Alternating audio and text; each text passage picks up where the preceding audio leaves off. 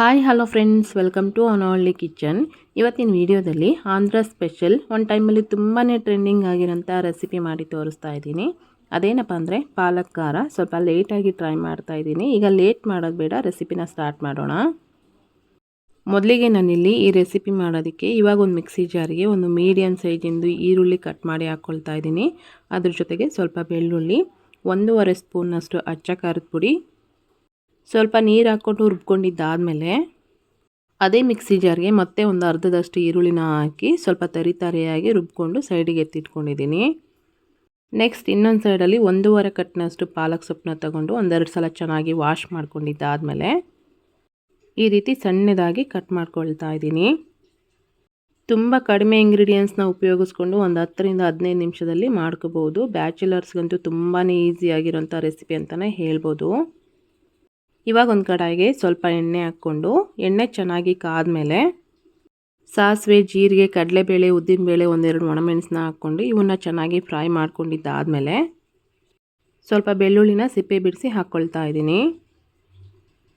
ಬೆಳ್ಳುಳ್ಳಿನ ಸ್ವಲ್ಪ ಲೈಟಾಗಿ ಫ್ರೈ ಮಾಡ್ಕೊಂಡಿದ್ದಾದಮೇಲೆ ನಾವು ಆಗಲೇ ರುಬ್ಕೊಂಡಿರೋಂಥ ಖಾರ ಏನಿತ್ತಲ್ವ, ಖಾರನ ಸೇರಿಸ್ಕೊಂಡು ಅದ್ರ ಜೊತೆಗೆ ರುಚಿಗೆ ಎಷ್ಟು ಬೇಕೋ ಅಷ್ಟು ಉಪ್ಪು ಹಾಕಿ ಇದರಲ್ಲಿ ಇರ್ತಕ್ಕಂಥ ಹಸಿ ಸ್ಮೆಲ್ಲೆಲ್ಲ ಹೋಗೋವರೆಗೂ ಒಂದು 7ರಿಂದ 8 ನಿಮಿಷ ಚೆನ್ನಾಗಿ ಫ್ರೈ ಮಾಡ್ಕೋಬೇಕು. ಈ ರೀತಿ ಫ್ರೈ ಮಾಡ್ಕೊಳ್ತಾ ಇರಬೇಕಾದ್ರೆ ಈ ಮಸಾಲೆಯಿಂದ ಸ್ವಲ್ಪ ಎಣ್ಣೆ ರಿಲೀಸ್ ಆಗಬೇಕು. ಅಲ್ಲಿವರೆಗೂ ನಾವು ಇದನ್ನು ಚೆನ್ನಾಗಿ ಫ್ರೈ ಮಾಡ್ಕೋಬೇಕಾಗುತ್ತೆ. ಸೊ ನೋಡ್ತಾ ಇದ್ದೀರಲ್ವ, ಎಣ್ಣೆ ಎಲ್ಲ ರಿಲೀಸ್ ಆಗಿದೆ. ಇವಾಗ ನಾವು ಇದಕ್ಕೆ ಕಟ್ ಮಾಡಿ ಇಟ್ಕೊಂಡಿರೋಂಥ ಪಾಲಕ್ ಸೊಪ್ಪು ಏನಿತ್ತಲ್ವ, ಪಾಲಕ್ ಸೊಪ್ಪನ್ನು ಇದರಲ್ಲಿ ಹಾಕ್ಕೊಂಡು ಇದೇ ಮಸಾಲೆ ಒಳಗೆ ಚೆನ್ನಾಗಿ ಬೇಯಿಸ್ಕೋಬೇಕು. ನಿಮಗೆ ಪಾಲಕ್ ಸೊಪ್ಪು ಎಷ್ಟು ಬೇಕೋ ಅಷ್ಟು ನೋಡಿ ಹಾಕ್ಕೊಳ್ಳಿ. ನಾನು ಸ್ವಲ್ಪ ಜಾಸ್ತಿನೇ ತೊಗೊಂಡಿದ್ದೀನಿ. ಪಾಲಕ್ ಸೊಪ್ಪು ಹಾಕಿ ಈ ರೀತಿ ಮಿಕ್ಸ್ ಮಾಡ್ಕೊಂಡಿದ್ದಾದಮೇಲೆ ಲಿಡ್ನ ಕ್ಲೋಸ್ ಮಾಡಿ ಒಂದು 5 ನಿಮಿಷ ಇದನ್ನು ಚೆನ್ನಾಗಿ ಫ್ರೈ ಮಾಡ್ಕೋಬೇಕಾಗುತ್ತೆ.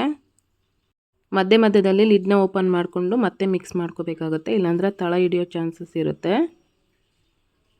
ಒಂದು 5 ನಿಮಿಷ ಚೆನ್ನಾಗಿ ಫ್ರೈ ಮಾಡ್ಕೊಂಡಿದ್ದಾದಮೇಲೆ ಲಿಡ್ನ ಓಪನ್ ಮಾಡಿ ತೋರಿಸ್ತಾ ಇದ್ದೀನಿ ನೋಡಿ. ಪಾಲಕ್ ಸೊಪ್ಪೆಲ್ಲ ಚೆನ್ನಾಗಿ ಬೆಂದಿದೆ. ಇವಾಗ ನಾವು ಇದಕ್ಕೆ ಸ್ವಲ್ಪ ಅರಿಶಿನ ಪುಡಿ, ಜೀರಿಗೆ ಪುಡಿ, ಸ್ವಲ್ಪ ಧನಿಯಾ ಪುಡಿ, ಒಂದು ಅರ್ಧದಷ್ಟು ಲೆಮನ್ನ ಸೇರಿಸ್ಕೊಳ್ತಾ ಇದ್ದೀನಿ. ಈ ಪಾಲಕ್ ಖಾರ ರೆಸಿಪಿಗೆ ಎಲ್ಲೂ ಲೆಮನ್ನ ಮೆನ್ಷನ್ ಮಾಡಿಲ್ಲ. ಈ ರೀತಿ ಲೆಮನ್ ಹಾಕ್ಕೊಂಡು ಮಾಡ್ಕೊಳ್ಳೋದ್ರಿಂದ ಅನ್ನದ ಜೊತೆ ಕಲಿಸ್ಕೊಂಡು ತಿನ್ನಬೇಕಾದ್ರೆ ತುಂಬಾ ಟೇಸ್ಟ್ ಕೊಡುತ್ತೆ.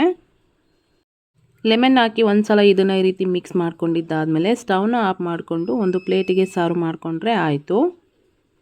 ಇದನ್ನು ನಾವು ಬಿಸಿ ಬಿಸಿ ಅನ್ನದ ಜೊತೆ ತಿಂತಾಯಿದ್ರೆ ತುಂಬಾ ಚೆನ್ನಾಗಿರುತ್ತೆ. ಸೊ ನೀವು ಮಿಸ್ ಮಾಡದೆ ಒಂದು ಸಲ ಟ್ರೈ ಮಾಡಿ.